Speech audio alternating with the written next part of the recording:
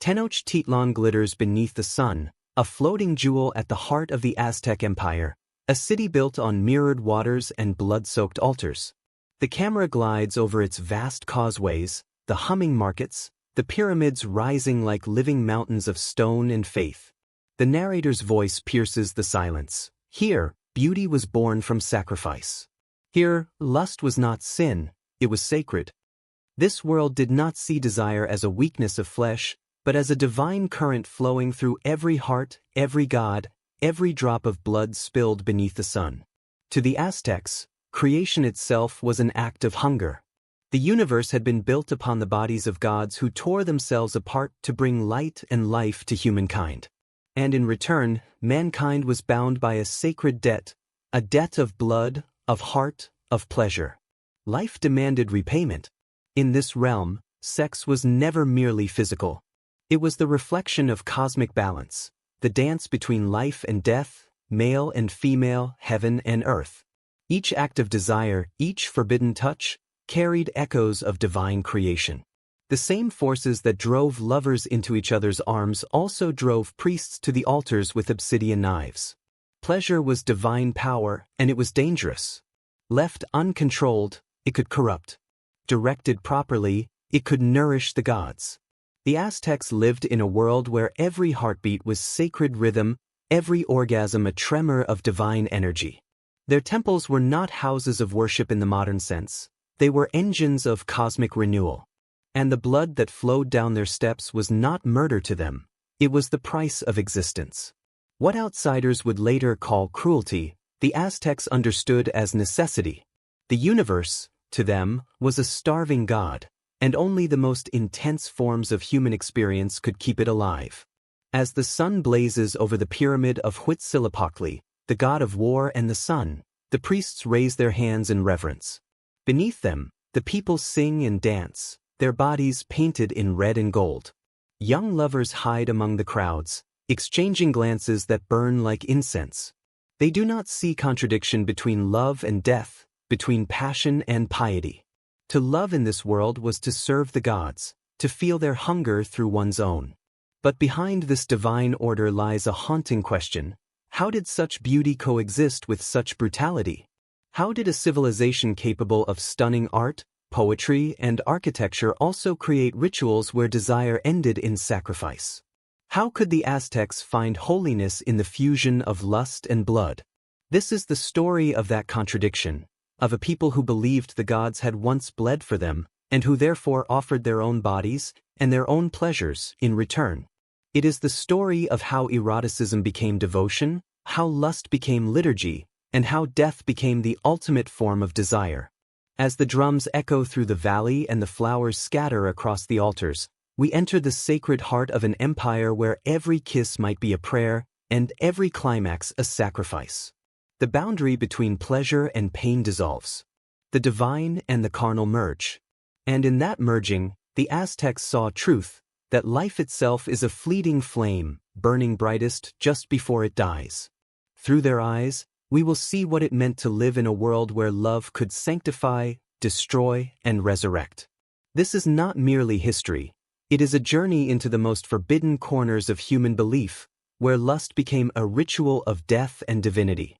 To the Aztecs, the human body was not simply flesh and bone. It was a vessel of divine energy, the living embodiment of the universe's sacred order. Every limb, every organ, every act of pleasure or pain was a reflection of cosmic law. They believed that inside each person lived a spark of the gods, called tonali, a radiant, invisible force that powered life itself.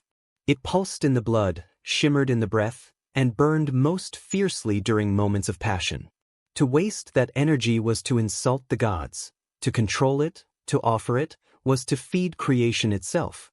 The camera drifts through the heart of Tenochtitlan, temples glittering with obsidian blades, courtyards filled with worshippers, and the scent of burning copal thick in the air. Priests walk barefoot across blood-stained stones, their faces painted black and red, their eyes fixed on the rising sun. They are the guardians of sacred energy, men who have learned to master their desires, to restrain and then unleash them in acts of cosmic purpose. In the Aztec world, The body was the most powerful offering one could give, not merely through death, but through the disciplined control of life's deepest urges. The Aztecs believed that the gods themselves sustained the world through sacrifice. Quetzalcoatl, the feathered serpent of wisdom, had spilled his own blood to create humanity. In return, men and women were expected to mirror that act, to give back what the gods had once given them. But giving back did not only mean dying upon an altar. It could also mean purifying the body, abstaining from pleasure, and channeling lust into ritual. Sexuality was seen as a sacred current that could be transformed into divine power if guided by will and faith. Before great ceremonies, priests and priestesses would fast for days, avoiding both food and sexual contact. They believed that restraint stored divine heat within the body, heightening the potency of their eventual offerings. In their temples, erotic carvings were hidden among the symbols of fertility and death, reminding the faithful that creation and destruction were twins, two sides of the same divine face. Even in abstinence, the Aztecs felt the presence of desire burning beneath their skin. To them, resisting temptation was not denial, it was a form of preparation, the tempering of the sacred body before it could meet the gods. For common people, sexuality was both celebrated and feared. There were festivals where fertility and love were honored openly, where couples adorned themselves with flowers and danced through the night. But there were also strict moral codes. Adultery could lead to death, not out of social shame, but because it was seen as a misuse of sacred energy. Lust was divine only when it served the balance of the cosmos. If used selfishly, it became corruption, a theft of power from the gods. The Aztecs lived constantly on the edge of that tension, between indulgence and devotion, between the ecstasy of the body and the purity of the soul. The sacred body was, above all, a mirror of the heavens. Its fluids, blood, tears, semen, were not symbols of weakness but of offering. During certain rituals, these were collected and presented to the deities, believed to nourish them as rain nourishes the earth. To spill one's own blood through ritual piercing or to surrender one's flesh in sacrifice was the highest form of worship, because it reunited human essence with divine essence. The act of giving, not the suffering itself, was what sanctified the body. Inside the temples of the gods, the rituals of purification blurred the line between sensual and spiritual. Priests would bathe in cold water at dawn, chant verses to the rhythm of drums, and meditate on the gods of fertility and life. They understood that to connect with divine power, one must pass through both extremes, the denial of flesh and the full surrender to it. Desire, to the Aztecs, was not shameful, it was dangerous, like fire. It could illuminate or consume. Only through ritual could it be tamed. Even warriors were taught that their strength came not only from muscle but from tonality, from the inner fire that passion and will could ignite. Before battle, they were expected to abstain from sexual activity, to keep their energy pure and focused.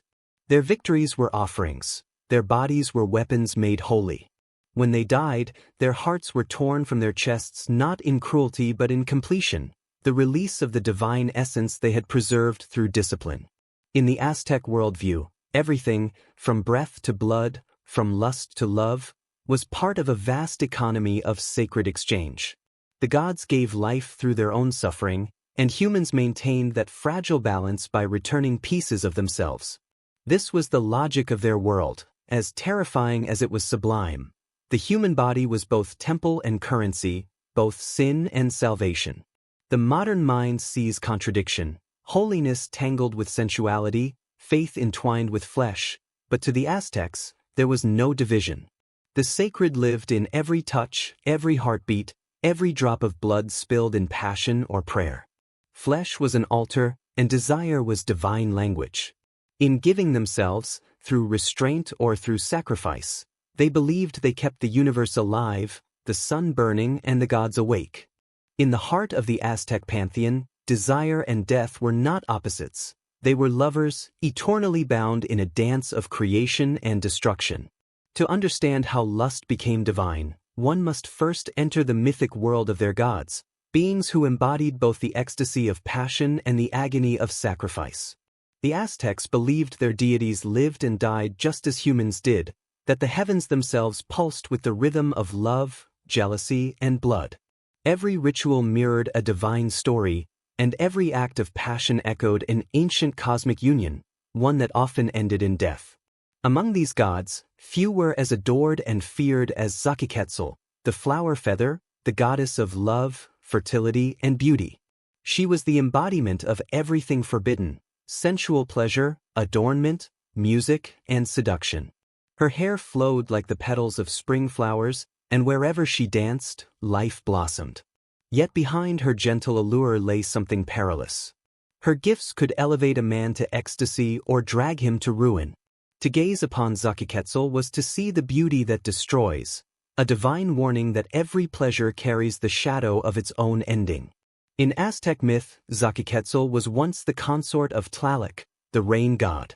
But her beauty stirred desire even among the immortals, and Tlazōlteōtl, the dark god of obsidian and chaos, kidnapped her from her heavenly home. Her abduction marked a cosmic rupture. From that moment, love was no longer innocent. It became entangled with violence, possession, and loss. The gods themselves had turned desire into conflict, and humans were destined to repeat their passions in blood. Opposite AZTECS stood Tlazōlteōtl, the flayed lord, god of spring, renewal, and sacrifice. His rituals were among the most gruesome in Aztec religion. Priests donned the freshly flayed skins of sacrificial victims, wearing them as sacred garments for days until they decayed and fell away. Yet, beneath this horror lay a message of rebirth. Just as the seed must shed its husk to bloom, the soul must shed the flesh to be reborn. Tlazōlteōtl was beauty hidden inside horror, life beneath death, desire through destruction.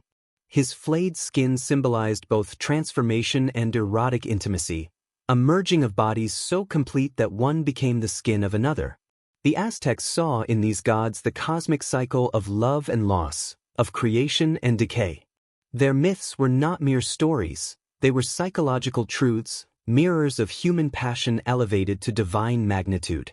When lovers embraced, they imitated AZTECS and Tlaloc, their bodies reenacting divine union. When warriors offered their hearts upon the altar, they followed Tlazōlteōtl, shedding mortal limits to join the eternal. In the Aztec imagination, the boundaries between divinity and humanity, pleasure and pain, were paper-thin, always ready to tear. In the festivals honoring these deities, myth became flesh. Women chosen to embody AZTECS would adorn themselves with feathers, flowers, and jewels, their faces painted with sacred pigments. They would dance in circles, surrounded by music and perfume, representing the goddess's beauty and seduction. Men, portraying her divine lovers, would join them in ritual embraces, not always sexual, but always charged with the weight of desire. At the climax of the ceremony, these same women would be sacrificed, their blood offered to the goddess they had just become.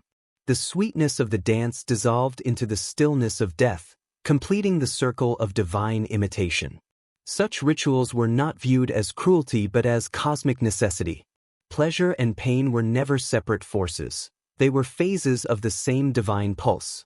To feel one without the other was to experience only half of existence.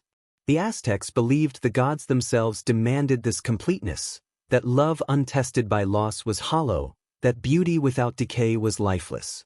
When a lover was chosen to die for the gods, it was not punishment but apotheosis. Through their sacrifice, they crossed the threshold from mortal passion to divine eternity. Tlazōlteōtl, the god of mirrors and night, stood as a constant reminder of this duality. His obsidian mirror revealed hidden truths, the ugliness within beauty, the death within desire. In his temples, priests would gaze into polished black mirrors, seeking visions of the future or glimpses of their own corruption. He was the god who mocked human pride, who seduced and punished with equal ease. Under his gaze, pleasure became confession, and every forbidden thought was illuminated in the dark glass. The mirror was not an object, it was a wound, showing the soul its reflection stripped of illusion. Together, these divine figures formed a pantheon of passion and torment, each embodying a fragment of the Aztec understanding of desire. There was no moral judgment in their world, only balance. The gods were not good or evil, They simply were as eternal forces that moved through human hearts and divine heavens alike.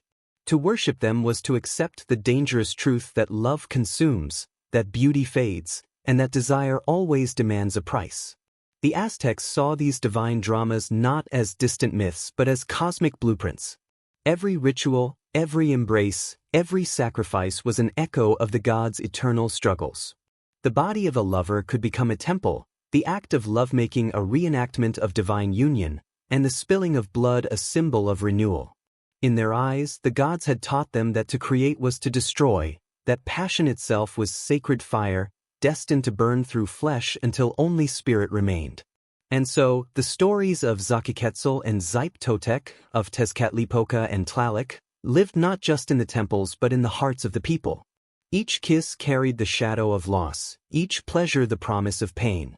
In worshipping these gods, the Aztecs confronted the most forbidden truth of all, that divinity was not purity, but contradiction. Their gods desired, suffered, and died just as humans did.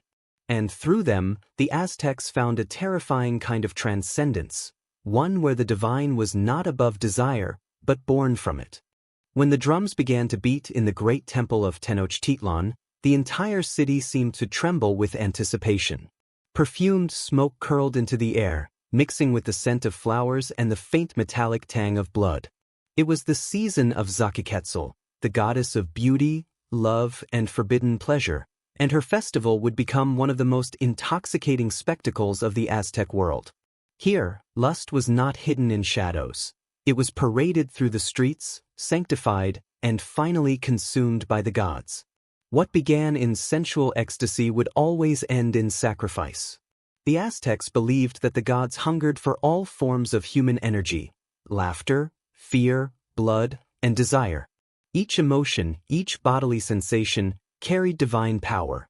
During the festival of love, this power was deliberately awakened, gathered, and finally offered up.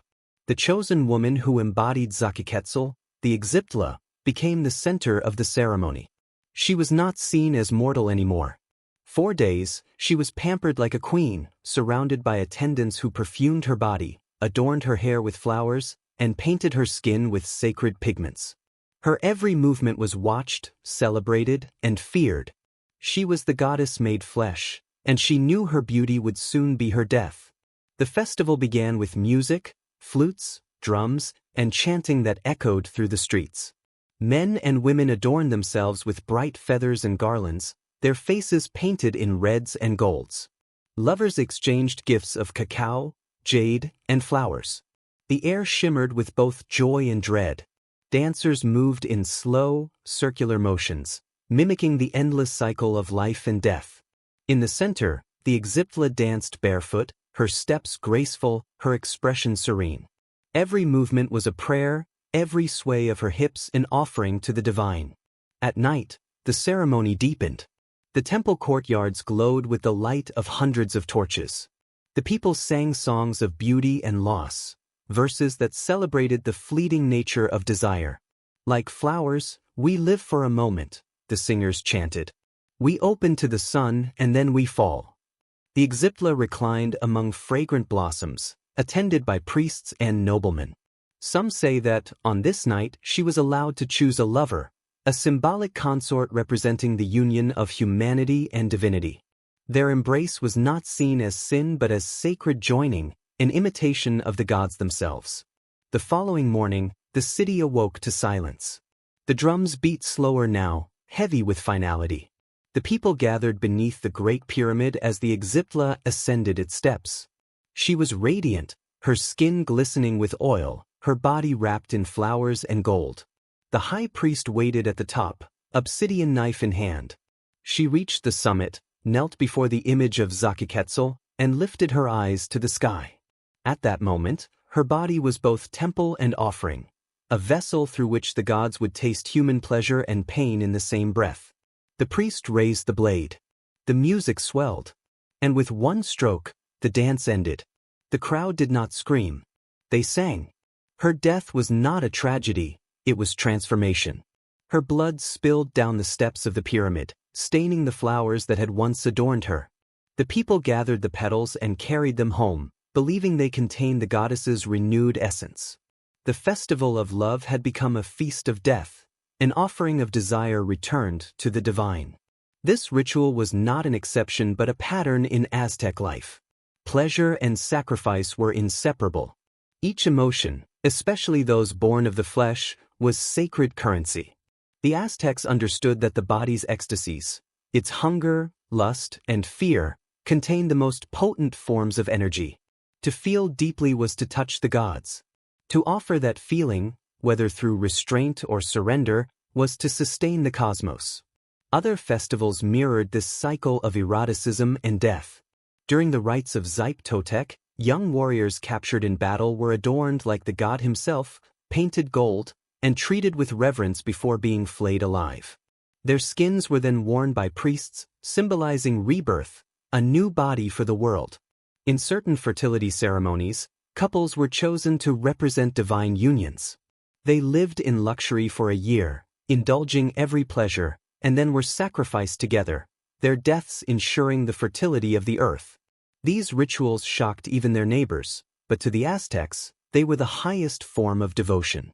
What outsiders might see as barbarity, the Aztecs saw as balance. They believed the world existed on a fragile thread, always at risk of collapse. To maintain harmony, all forms of energy had to circulate: love, violence, birth, and decay. By transforming lust into sacrifice, they kept the wheel of creation turning. In their eyes, pleasure that did not lead to offering was wasted. Beauty that was not surrendered was incomplete. There was also a deep psychological truth beneath this ritualized violence. The Aztecs understood that desire, left unchecked, could consume the mind. By giving it structure, by ritualizing it, they mastered it. The Aztec who embodied Tlazōlteōtl was not only a victim but a channel, turning human lust into divine sustenance. Her death purified the very forces that had once tempted and tormented the people. What the gods devoured was not merely her body, but the collective emotion of an entire civilization. As night fell again and the torches were extinguished, the city would return to its daily rhythm. The lovers who danced and wept beneath the moon now whispered prayers of gratitude. They had witnessed beauty in its most complete form, born, adored, and destroyed. To them, the ceremony was not horror, it was truth. All things, even love, must die to be reborn. In the Aztec heart, there was no division between passion and piety. To desire was to honor life. To sacrifice that desire was to honor the gods. In the festival of Tlazōlteōtl, the people did not fear death, they celebrated it as the inevitable climax of beauty. Lust became sacred, death became divine, and in the moment where both met, the Aztecs believed they touched eternity. In the Aztec world, not every offering to the gods came from the blade of war. Some were chosen from among the living, beautiful, flawless, and pure, to embody the gods themselves. These were the AZTECS, divine consorts in human form. They were not slaves or victims, but living gods, chosen to walk among men and remind the empire of its sacred debt. To be chosen as an AZTECS was the highest honor imaginable, and the most terrifying fate. For a brief and dazzling time, they lived as divine beings, adored by the people, revered by priests, and treated as incarnations of celestial perfection. But their glory always ended in sacrifice. To be worshipped in Tenochtitlan was to live like a god, and to die like one. The selection process was as sacred as it was cruel. Priests scoured the cities and farmlands, seeking men and women of extraordinary beauty and health. They had to be unblemished, no scars, no deformities, no imperfections. Their bodies symbolized divine purity, their faces the perfection of the gods themselves. When a candidate was chosen, their old identity was erased. Their family could no longer call their name. From that day forward, they were the deity, not a representation, but a living vessel of divine power. Among these chosen, the male AZTECS of Tlazōlteōtl, the god of night and destiny, was the most sacred of all. He was selected a year before the great festival of Tlazōlteōtl. Young, handsome, and physically perfect, he became the embodiment of Tlazōlteōtl on earth. Priests dressed him in rich garments, adorned his hair with quetzal feathers, and placed golden ornaments around his neck and wrists. Everywhere he went, the people bowed in reverence. Children scattered flowers at his feet. Women whispered prayers as he passed. To look upon him was to see the god himself walking through the streets of Tenochtitlan. For an entire year, the AZTECS lived in luxury. He was given fine food, wine, and music. He walked through the city accompanied by noblewomen and musicians. He was allowed 4 maidens, chosen for their beauty and purity, who served as his companions and lovers. These women, too, were honored, for they were not merely courtesans but embodiments of the goddesses of love and fertility. Together, they formed a living tableau of divine sensuality. Their embraces were not acts of lust but of worship, sacred unions between the human and the divine. Yet beneath this splendor lay an unspoken truth. The AZTECS knew his destiny. Every pleasure he tasted, every hand that touched him, was a step toward death. His role was not to live but to die beautifully, to surrender his perfected existence back to the gods. And so, while he smiled and blessed the people, he also carried the weight of prophecy, a year-long walk toward the sacrificial altar. The Aztecs saw no tragedy in this. They believed the divine body could only exist temporarily before returning to the heavens. The perfection of beauty was its impermanence. As the final days approached, the tone of the ritual changed. The people grew silent when the AZTECS passed. The music slowed, the laughter faded. On the last day, he was taken to the top of the great temple, dressed in his most resplendent garments. His 4 consorts followed him, weeping softly, not for sorrow, but reverence.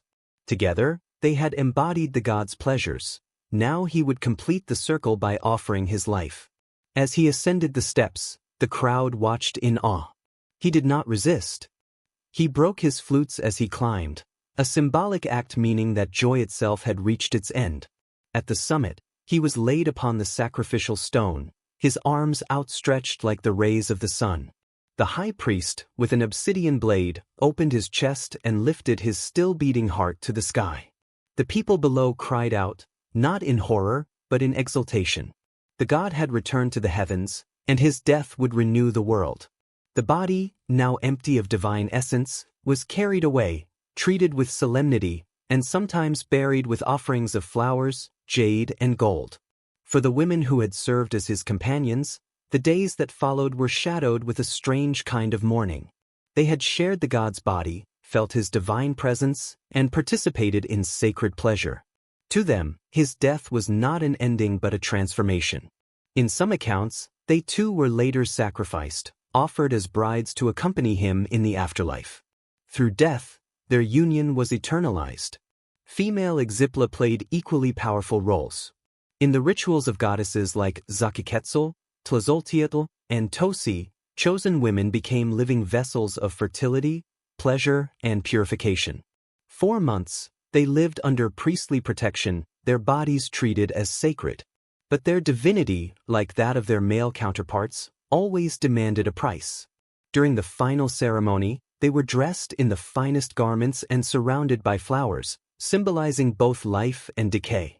Their final moments were serene, often preceded by music, incense, and dance. Death came quickly, transforming them from mortal beauty to eternal myth.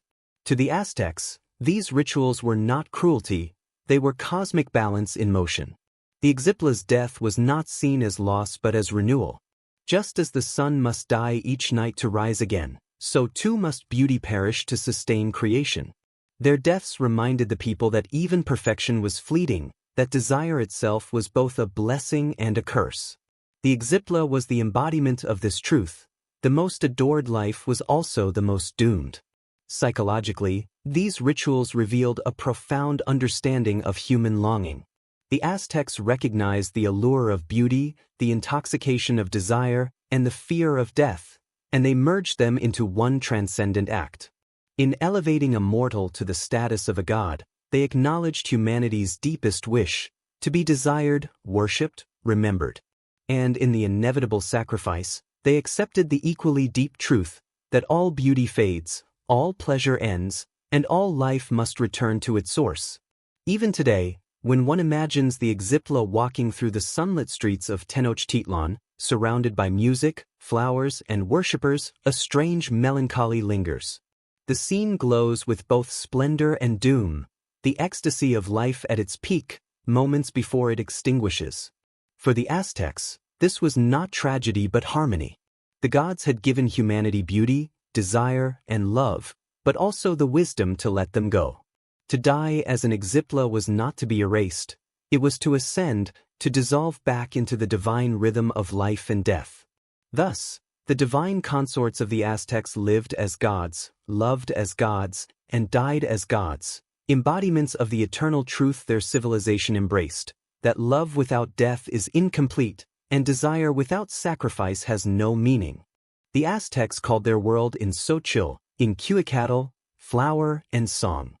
To them, this phrase captured the essence of existence, fleeting, beautiful, and tinged with sorrow. Life was a flower that bloomed for a moment beneath the sun, only to wilt and fall back into the earth. Every song, every kiss, every life was a note in the divine melody of creation and decay. In this philosophy, love and death were not enemies, they were the petals and thorns of the same blossom. Nowhere was this more visible than in the Aztec rituals that merged erotic beauty with the violence of sacrifice, a world where blood mingled with perfume and flowers with flesh. To walk through the gardens of Tenochtitlan during a festival was to see that belief made real. Petals of marigold and hibiscus floated in canals dyed crimson with sacrificial blood. Women wove garlands of white lilies to crown the victims destined for the gods. The air was thick with the scent of copal incense and crushed roses.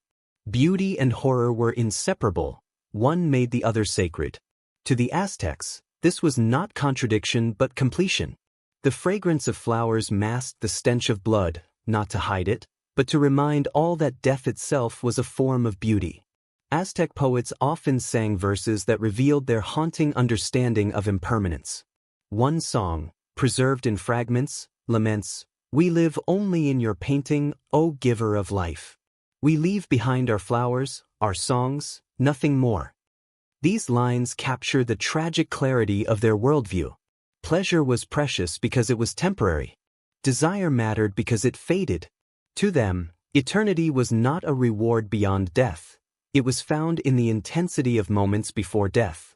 The lover's embrace, the warrior's sacrifice, the bloom that opened just before dawn, these were fragments of the eternal, glimpses of the divine through fleeting beauty. In this world of sacred impermanence, eroticism was not indulgence but participation in the cosmic cycle. The Aztecs celebrated the body because it was the vessel through which the gods experienced creation. The sweat of dancers, the laughter of lovers, the sighs of pleasure, all were offerings to the divine.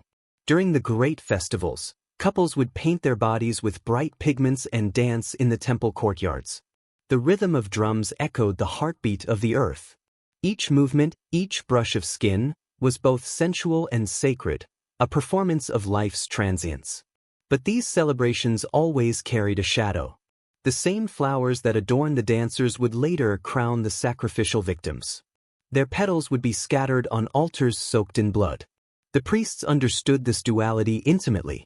They decorated the altars with blossoms not to soften the horror, but to emphasize it, to show that death was the inevitable blooming of life.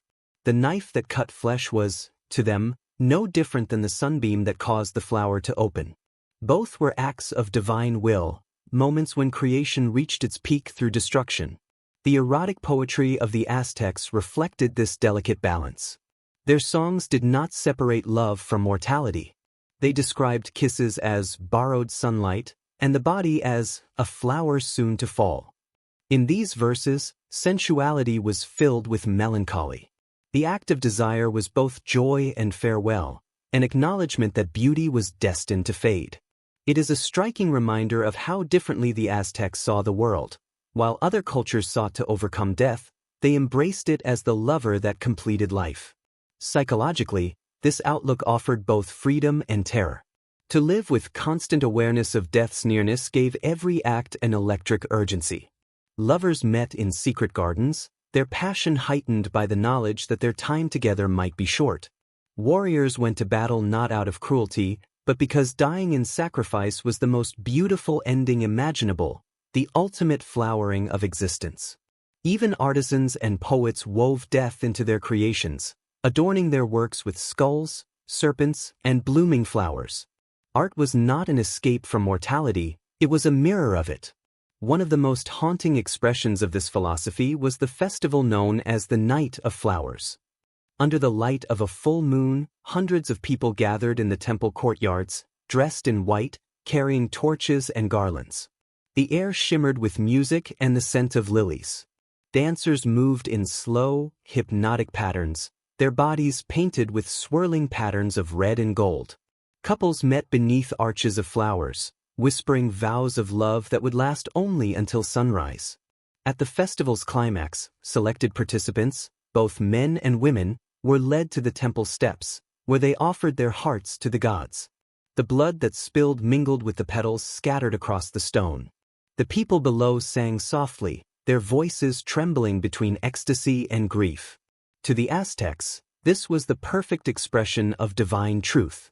Life's beauty reached its height at the moment of destruction. The flower's fragrance was sweetest as it began to wither.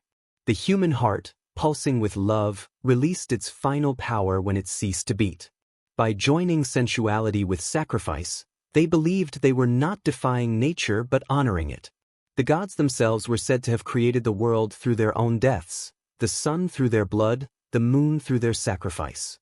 Humanity, in turn, mirrored that act every time it transformed pleasure into offering. This way of seeing the world reveals a depth of psychological sophistication often overlooked. The Aztecs were not blind to the horror of death. They embraced it because they feared meaninglessness more than pain. Their rituals gave structure to the chaos of existence. The act of love, followed by sacrifice, was their way of making sense of impermanence. To them, desire without death was incomplete, just as life without the awareness of mortality was empty.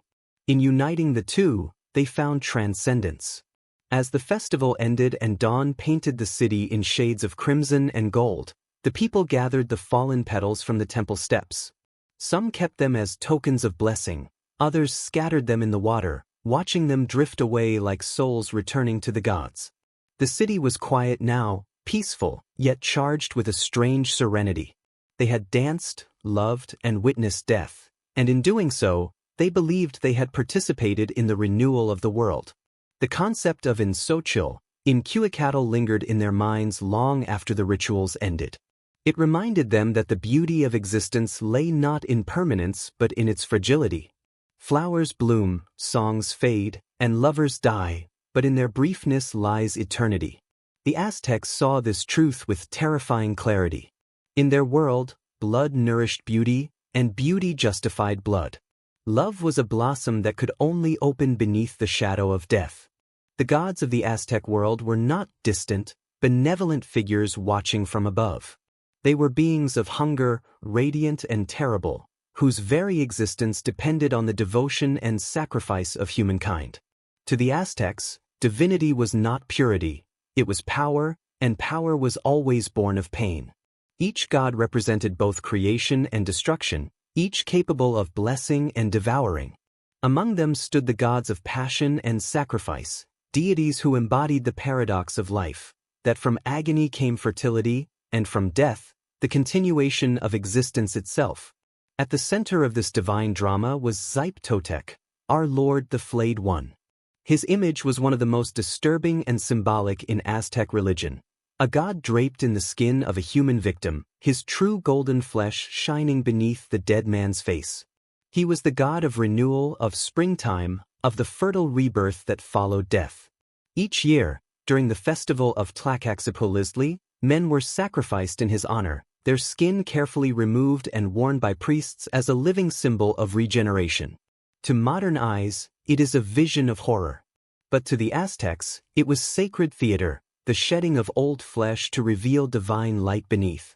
Lust, too, was a form of this shedding, a surrender of self, a moment when the human body revealed its hidden god within. Then there was Tlazōlteōtl, the smoking mirror, god of obsidian, temptation, and fate. He ruled over human desire, not as a moral judge, but as a manipulator of hearts. His mirror showed mortals their truest selves, their fears, their lusts, their ambitions. Those who gazed into it saw both beauty and decay, divinity and corruption. He was the patron of kings and warriors, but also of forbidden pleasures. To resist him was to invite suffering. To give in was to risk damnation. Yet the Aztecs knew he was necessary. Through temptation and struggle, the soul was purified. It was said that Tezcatlipoca's laughter echoed through the night whenever a man fell into desire, not in mockery, but in recognition. For every act of passion was, in its own way, a sacrifice to him. Tlaloc, god of rain and fertility, embodied another face of divine cruelty. He nourished the crops and filled the rivers, yet demanded the tears of children as payment. In his temples, priests sought to make victims cry before sacrifice, believing that each tear was a drop of rain for the coming season. The act carried a grim poetry. From the sorrow of the innocent came the abundance of the world. Here again, pain and love were inseparable. The fertility of the earth mirrored the fertility of the human body. Both required offering, both required surrender. The Aztecs saw no contradiction between nurturing life and demanding death. The gods themselves had taught them that balance could only exist through exchange. And then there was Tlazōlteōtl, the flower prince, god of beauty, music, and erotic joy. He was the divine embodiment of unchecked, the harmony of pleasure and sorrow. His festivals were filled with dancing, songs, and fragrant flowers, yet beneath the sweetness lingered the same awareness of transience that haunted every aspect of Aztec faith. Those who honored him were not celebrating lust for its own sake, they were honoring the creative spark that linked mortals to gods. Yet even Tlazōlteōtl's beauty had a shadow. The dancers who adorned themselves in his name sometimes ended the night not in passion, but in sacrifice, their blood watering the flowers they had worn. The interplay of these gods, AZTECS, Tezcatlipoca, Tlaloc, Tlazōlteōtl, and others, formed a moral landscape as complex as it was brutal. The Aztecs did not divide divinity into good and evil. Their gods were mirrors of nature itself, nurturing and destructive, merciful and merciless. To worship them was to accept the full spectrum of existence, not only its pleasures but also its pain. The priest who flayed the victim did so not out of cruelty, but to imitate the gods' own acts of creation. In their mythology, the universe had been born from divine sacrifice, the gods tearing themselves apart to give light and motion to the world. Humanity's offerings were not punishment, but repayment. Psychologically, this worldview created a profound spiritual intensity. To live under such gods was to live with constant awareness of one's fragility. Every pleasure could turn to pain, every blessing to curse. Yet within that tension lay transcendence. The Aztecs sought not to escape suffering, but to understand it, to see in it the face of divinity. When a priest raised a blade above the heart of a willing victim, he was not ending a life. He was continuing the sacred dialogue between human and God, flesh and spirit. The gods demanded blood because they had given theirs first. In the rituals of lust and sacrifice, the gods became not just figures of worship, but partners in a terrible intimacy. When a man offered his seed or his blood, when a woman dedicated her body in ritual dance or abstinence, they believed the gods felt through them, that divine pleasure and divine hunger were one and the same. Tezcatlipoca's mirror reflected their desires. AZTECS' golden skin shone through their pain. Even Tlaloc's storms were said to echo the cries of ecstatic union between heaven and earth. The human body was not a separate vessel but an extension of divine experience. To outsiders, this faith might seem monstrous, a religion built on cruelty and sensuality. But to the Aztecs, it was profound truth. Their gods were not idols of morality, they were embodiments of reality itself. The rain falls and destroys. The sun warms and burns. The same forces that give life also take it away. In the heart of every man and woman, the Aztecs saw the same paradox, the yearning for love bound to the inevitability of death. Their gods taught them to face that paradox with courage, to see in their suffering not punishment, but participation in the endless cycle of becoming. During the great rituals of the calendar, When thousands gathered beneath the temple pyramids, the people did not pray for mercy. They prayed for balance.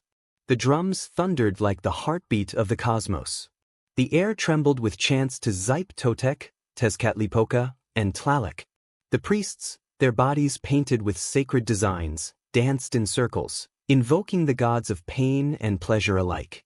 Every cut of the obsidian blade, every cry of the crowd, every drop of blood that darkened the stone was a message. We remember the gods. We continue the world. And when the ritual ended, silence fell, not out of fear, but reverence. The people gazed at the rising sun, knowing that it still burned because they had kept the divine pact alive. The gods of pain had been fed, the gods of desire appeased. The balance was restored, at least for another day. The Aztecs understood something that still unsettles the modern mind, that suffering and creation are twins. In their faith, the gods did not shield humanity from pain, they shared it. Each drop of blood, each sigh of passion, each act of devotion was an echo of divine experience. The Aztecs did not worship their gods to escape mortality, they worshipped to embrace it fully, to make every act, even agony, an expression of divine purpose. Their gods were mirrors of humanity, luminous, cruel, and beautiful. And through them, the Aztecs found a dark kind of grace, the courage to live and die within the endless dance of desire and destruction, love and loss, pain and power. When the drums finally stopped and the smoke of burning copal faded into the dawn, silence fell upon the pyramids of Tenochtitlan, a silence that was not peace, but awe. The ground was slick with blood, flower petals clung to the stone like fragments of forgotten prayers. The crowd dispersed slowly, whispering blessings, their faces serene, their eyes hollow. To the Aztecs, what had just unfolded was not atrocity, but order. The world, once again, had been balanced. Yet in that balance lay the most haunting truth of their civilization, that cruelty had become holiness, and mercy was a sin against the gods. For the Aztecs, pity was weakness. Compassion for the victim meant misunderstanding the divine exchange that kept the sun alive. Every man and woman knew this from birth. The world was built on sacrifice, and those who recoiled from it were betraying the gods themselves. The priests did not see their knives as instruments of death, but as keys unlocking the gates of renewal. The screams of the dying were not signs of despair but songs of offering, the final music of mortal devotion. In this world, cruelty was sacred duty. The transformation of cruelty into sanctity began with belief.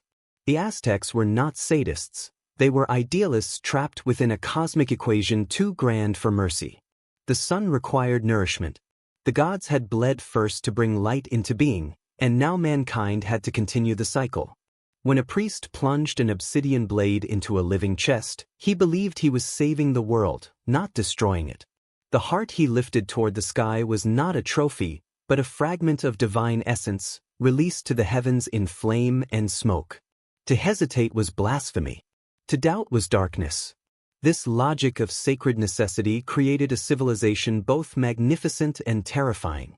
In their art, you see the duality everywhere, skulls carved from jade, butterflies etched into the blades of knives, flowers blooming from the mouths of serpents.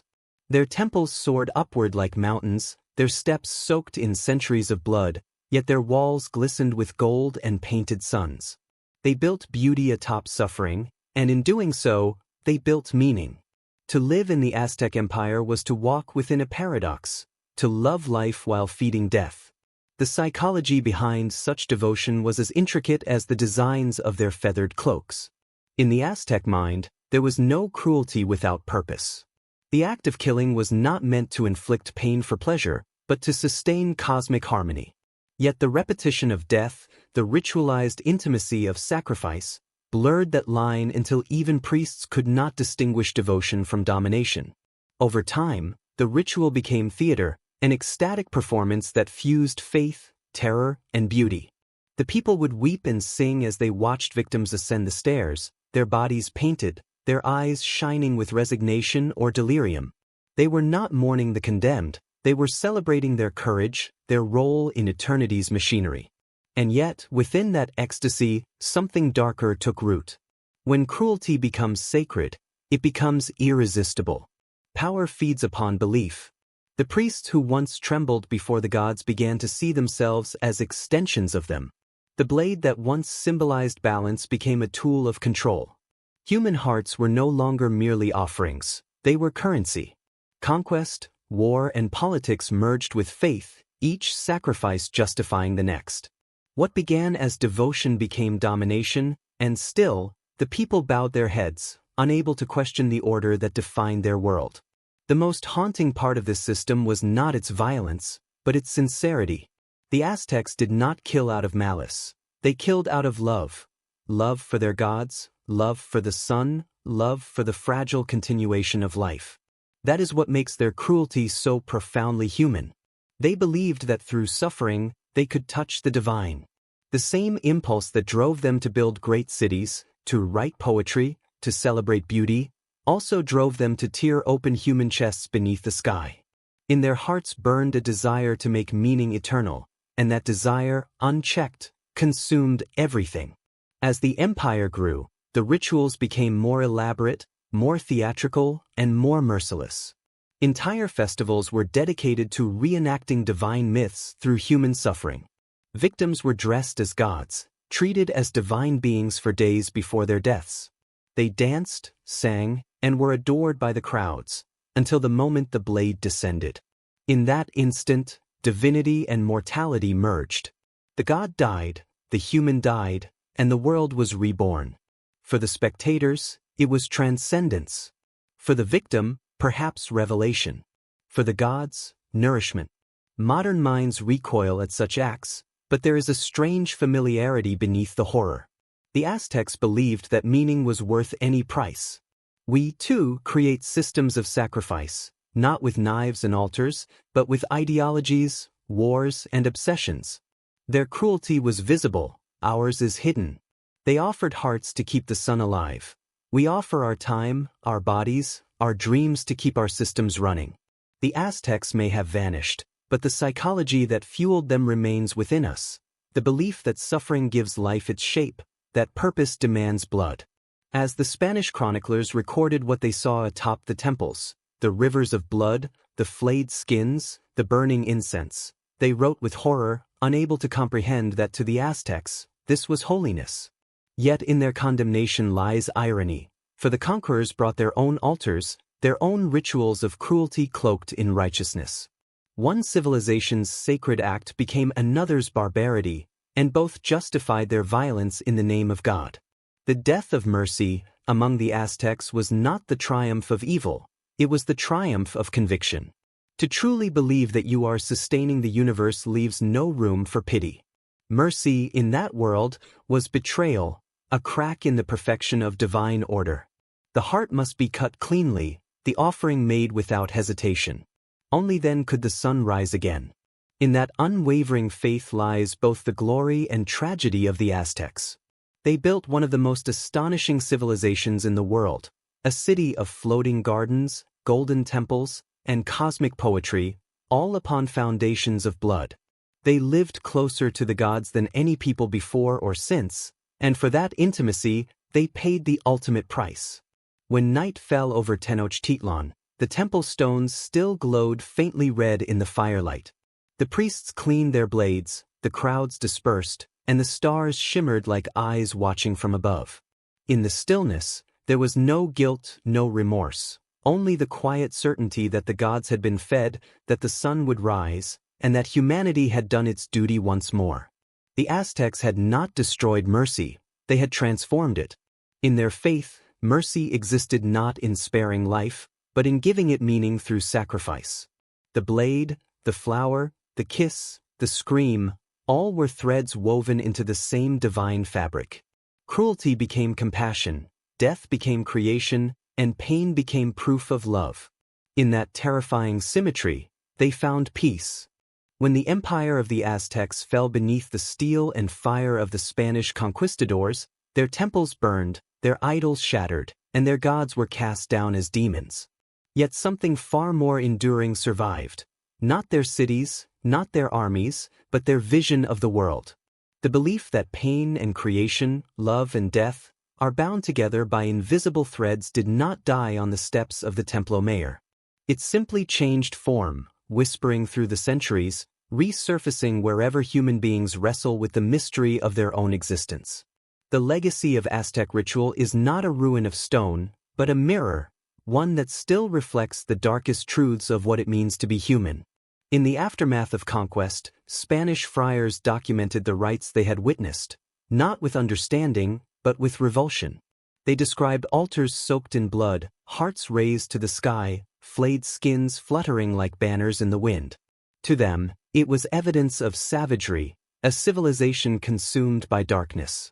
Yet beneath their horror lay fascination. Many chroniclers could not look away. The same obsession that once drove the Aztecs to offer their hearts to the gods now drove their conquerors to record every detail, preserving what they condemned. In trying to erase the Aztecs, they ensured they would never be forgotten. What the conquerors could not understand was that the Aztecs were not monsters. They were believers. Every sacrifice, every dance, every act of devotion came from the conviction that existence itself was fragile, that creation required constant renewal through human participation. To them, the cosmos was alive, and like all living things, it needed nourishment. Death was not the end, it was a passage, a transformation. Their rituals were not destruction but maintenance, the sacred mechanics of keeping the sun alive. This idea, horrifying yet profound, still haunts us. We too live by sacrifice, though our altars are invisible. We trade health for ambition, compassion for power, truth for comfort. Our gods have changed names, progress, success, nation, love, but the pattern remains. The Aztecs made their offerings in blood, we make ours in silence. Their cruelty was ceremonial, ours is systemic. Yet both arise from the same need, to give our suffering purpose, to make our fleeting lives feel necessary to something larger than ourselves. The Aztecs understood what most civilizations refuse to admit, that creation and destruction are twins. Every birth requires pain, every beginning consumes something else's ending. They accepted this balance not as tragedy, but as truth. In their eyes, the universe itself was an altar, and humanity its priests. The sun rose only because they bled for it. The world endured because they fed it with the most precious offering they could give, themselves. And in that surrender, there was beauty. Their poetry spoke of life as a flower that blossoms only once, of joy as a flicker before the inevitable dusk. They knew that to live was to die a little each day, and so they lived intensely, in color, music, and faith. Their rituals were not merely acts of worship but of defiance, declarations that life, though fragile, was worth the cost of pain. In a sense, they conquered death by embracing it, transforming terror into transcendence. As the centuries passed, their temples sank into the earth, and their gods faded into legend. Yet fragments of their vision remain, in the art that glorifies agony, in the religions that promise redemption through suffering, in the fascination we still feel for beauty born of brutality. The Aztec worldview lingers in every story that binds love to loss, every painting that finds grace in decay, every song that mourns while it celebrates. Their city may have vanished, but their philosophy endures within the human heart. Beneath the streets of Mexico City, the ruins of Tenochtitlan still breathe. At night, the sound of drums sometimes echoes faintly through festivals, a ghost of ancient rhythm. The scent of copal incense drifts through the air, mingling with the noise of the modern world. Life continues above what was once the center of the Aztec cosmos. The gods may be silent, but their presence lingers, in memory, in metaphor, in the unending human search for meaning amid mortality. The story of the Aztecs is not only a tale of blood and stone. It is a meditation on the human condition, on our need to justify existence, to find beauty in suffering, to make peace with death. They built a world that looked horror in the eye and called it sacred. And though their empire fell, their courage to confront the unbearable truth that life's brilliance is inseparable from its fragility remains one of the most haunting legacies of history. In the final image, the sun rises once more over the Valley of Mexico. Its light touches the ruins of temples where priests once stood, the lakes where blood once flowed, the city that has grown from their ashes. The people below do not remember the names of the gods, but the rhythm of their heartbeat remains the same, life demanding life, desires seeking meaning. The Aztecs are gone, but what they saw endures, the eternal truth that all beauty is born from sacrifice, and that the line between holiness and horror is far thinner than we dare to believe.